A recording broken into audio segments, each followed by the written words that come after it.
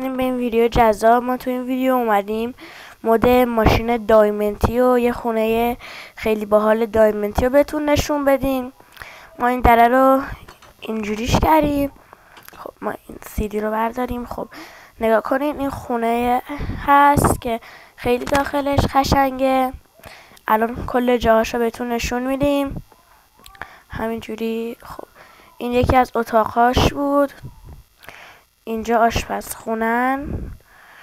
اینجا یه پله نمیدونم واسه چیه، تا بریم بالا ببینین.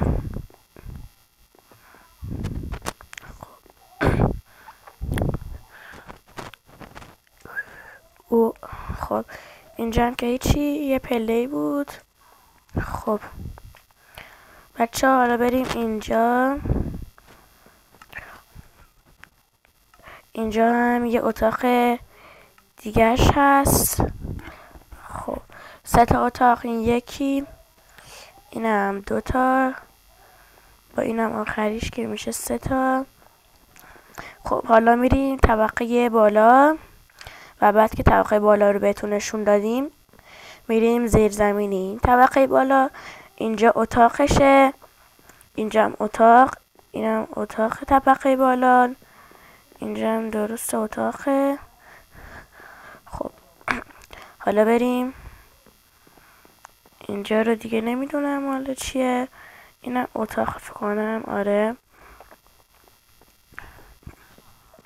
اینجا هم اتاق خیلی مود خفنیه.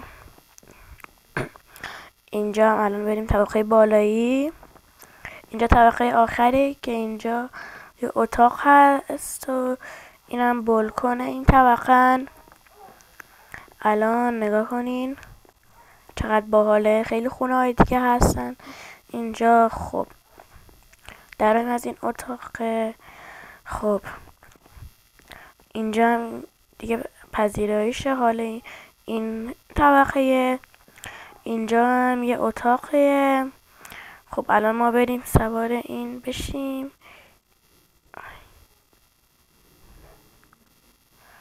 خب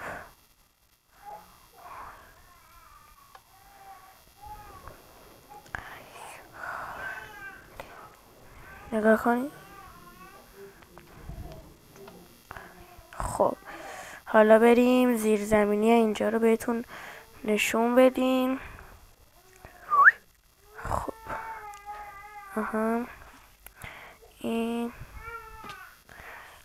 اینجا زیرزمینیه، اینجا هست، خیلی امنیتیه. میایم اینجا همطور که میبینید اینجا نمیدونم چی هست، مال چیه اینم نمیدونم.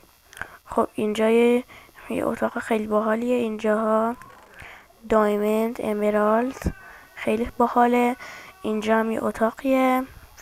خب اینجا قسمت باحالش همینجان که وقتی رو این دایموند های بزرگ کلیک میکنید تا بی نهایت بهتون هرچی دلتون بخواد دایموند میده.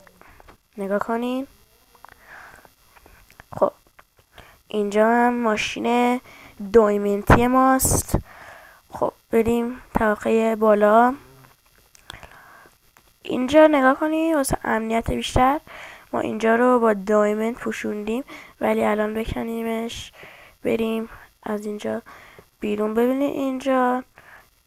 خب نگاه کنید بچه ها، اینجا هم بریم این بالا هم میریم ببینین. خب